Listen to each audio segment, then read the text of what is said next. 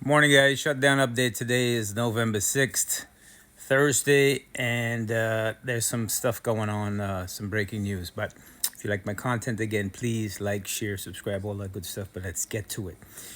Just saw across the news line that Nancy Pelosi decided that she's not going to run for 2026. I wonder why. All right. Maybe it has something to do with the folks who were primarying her. And no one is interested in her line of politics because the same set of people that are supporting her are supporting the guy in the White House. All right. And that is the issue. That is why you have what you have in New York City, you have across the United States, where folks are realizing that this small group of billionaires cannot control the politics of the United States. That has to change. And we saw yesterday, right? The Supreme Court had oral arguments on the tariff. And if you listen to those questions, that the justices, and they were all pushing back against, and I went live and I showed the first hour, then I had to go.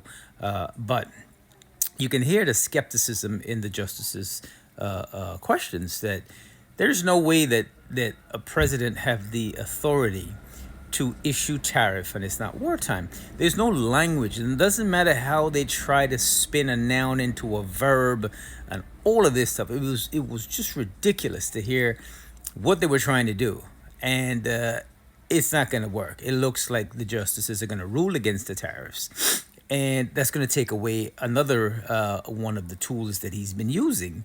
Now, as far as getting to a consensus or a deal to stop the shutdown, I don't know how that comes about. All right, because we saw yesterday in his meeting with Leader Thune and the Republicans that he's basically demanding that they do away with the filibuster and go by simple majority. That is going to be the mistake of their lives because, like I said yesterday, every single thing they do will get undone.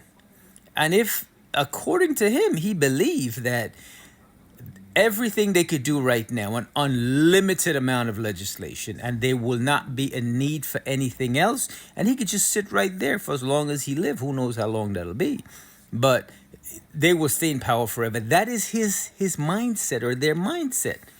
They're not looking at what's going on in the rest of the country, that their people voting diametrically different to their ideals.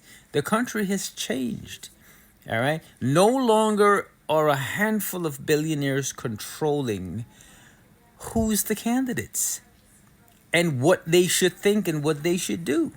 And that is a problem. That is why they went all out in trying to defeat Zoran Mamdani, sorry. And it didn't work. It's not going to work because the people have awoken and they've decided that they want a different type of politics. That's what's been going on.